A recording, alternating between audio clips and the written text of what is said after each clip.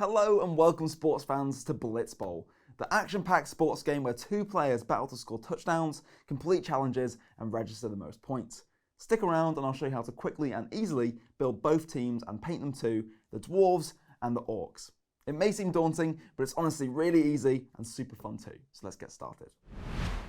Here are all the paints we'll be using for these tough little guys.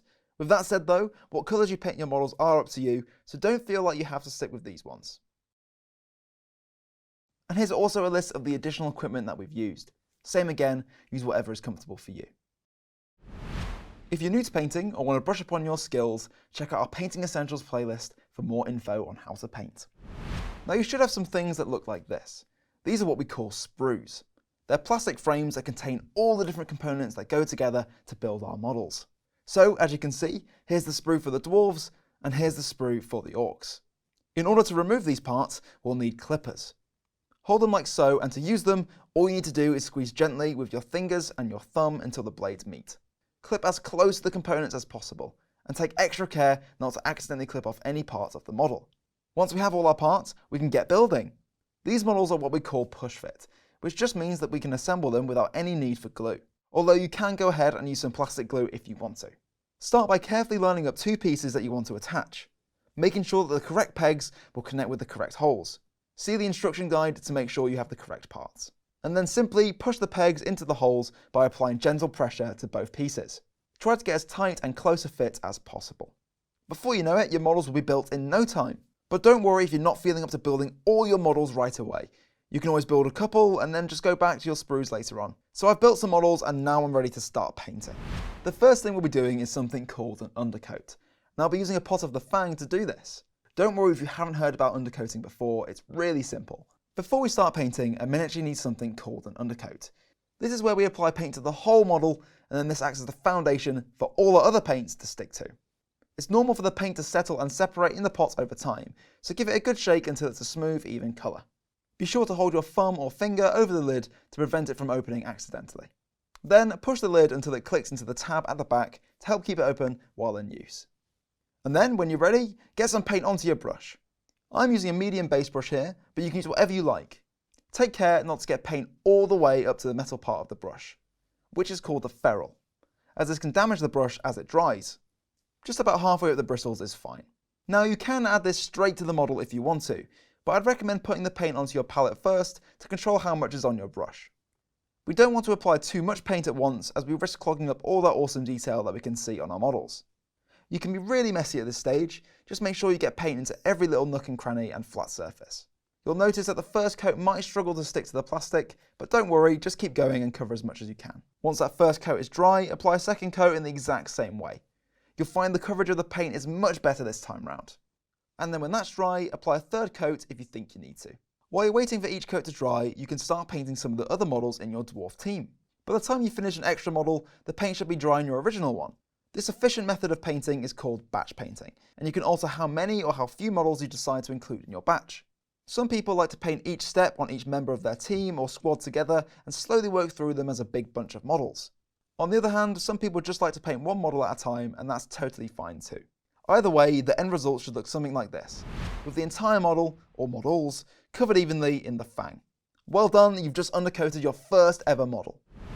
Once your undercoat is completely dry, we can move on to a silver paint called Lead Belcher. We'll be applying this to all the armour. At this point, it's worth mentioning that, if you want to, you can mix your paint with a small amount of water. This will give you more control of the paint and how it will look when it dries. But it will obviously make your paint thinner, so to compensate for this, you'll have to apply several layers of paint. Once the first layer is totally dry, you'll need to add a second layer to achieve a solid coverage. But it will be nice and smooth. I recommend trying this way of painting at least once, and then you can decide whether thinning your paint is right for you. Painting in all the main colours of the miniature like this is called base coating. When base coating, we just need to be careful as we don't want to get any paint onto unwanted areas. So here, we need to be extra careful not to get any silver onto anywhere other than the armour. A good tip for being neater is to roll your brush on your palette whilst pulling it towards you. This will get your bristles behaving and in a fine tip. Remember to wait for the silver to dry completely before moving on to the next stage. And there we go. With the Lead Belcher now added, we can move on to the next colour.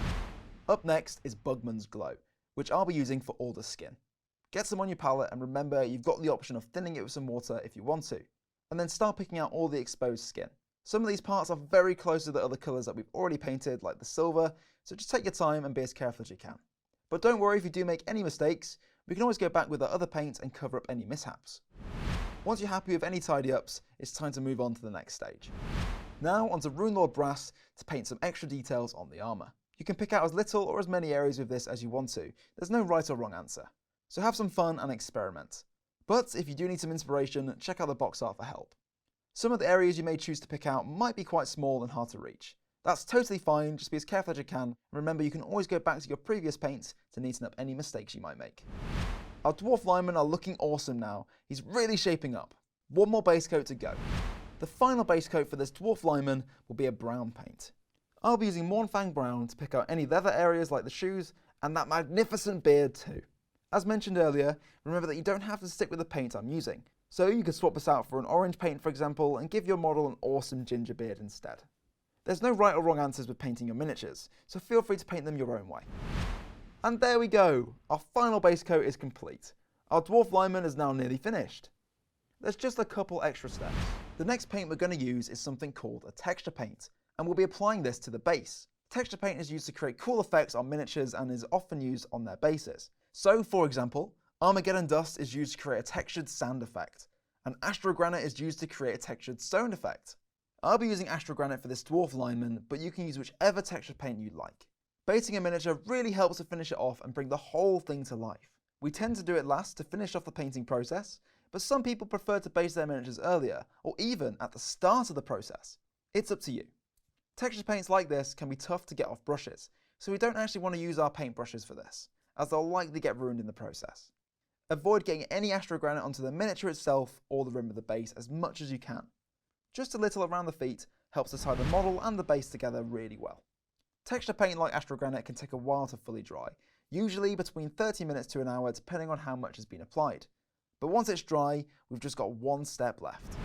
The next thing we're going to do is apply Nuln Oil to the entire miniature, even the base. This paint is different to the others because it's a shade paint. Shade paints are very thin, and are designed to slightly tint flat surfaces on the miniature while settling into the recesses. You'll notice how this creates depth on the model by darkening down those recessed areas. Applying a shade is a quick and easy way to really take your paint job up a notch. And Nuln Oil works over so many different base coats, so we can apply it over the whole model. When you're doing this, work in small sections. We want to avoid the paint drying too quickly anywhere, as this could leave tide marks on the flat surfaces and create an inconsistent finish. You might notice that it sometimes pulls really heavily in some of the recesses. We actually want to avoid this happening too much as it isn't quite the finish we're looking for, and it'll take a long time to dry. If you find this happening, clean off your brush and dry it off. Then place it back into the area and you'll see that it soaks up all the excess shade. Wipe this off on a paper towel and continue until you've reduced the pooling. Now, shade paints do take quite a while to dry, especially when they're applied all over a model like this.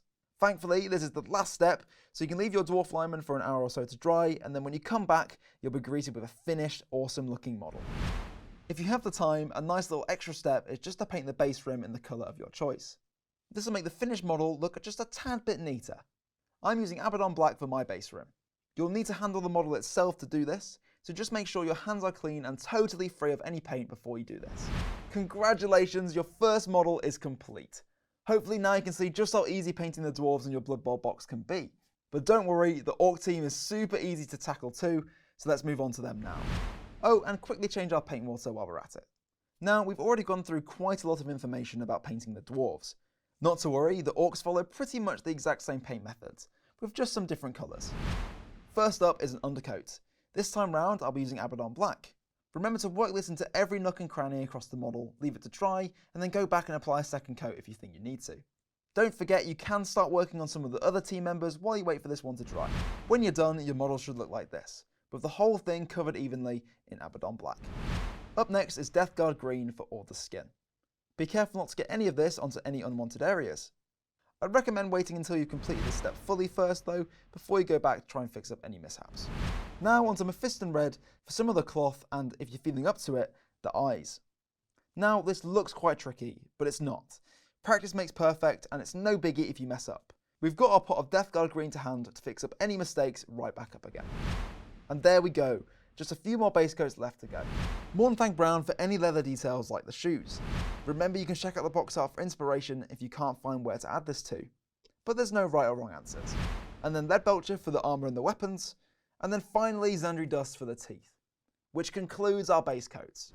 Your Orc lineman should now look a little bit like this, but maybe you've chosen to add some extra colours or change bits around, which is awesome. Either way, your model should now be ready to be based and shaded. For the base, we'll once again utilise our trusty texture tool and add some astrogranite to the base. Remember to leave this for 30 minutes or so to fully dry. And then we can finish up once again with an all-over application of Nuln Oil. Remember to work in sections until you've covered the entire miniature, even the newly added texture paint. Watch out for any pooling as you go, and then leave your mini to dry, finishing up with painting the base rim if you fancy. And blammo! Our Orc lineman is complete and looking awesome. Now both him and the Dwarf lineman are ready to battle it out and settle the score on the pitch. Thanks for watching this video. Hopefully you found it useful and enjoyed your first go at painting Warhammer. Remember, although I only painted a Dwarf and Orc lineman in this video, you can use all the same paint and techniques to paint the rest of each team, or maybe even spice things up a little by adding in your own paint steps. If you want to explore painting further, for more tutorials, tips and tricks, you can check out some of the other videos on the Warhammer YouTube channel. Alternatively, you could head to a Warhammer store, where our amazing staff are always happy to help. Thanks for watching, see you next time, bye bye!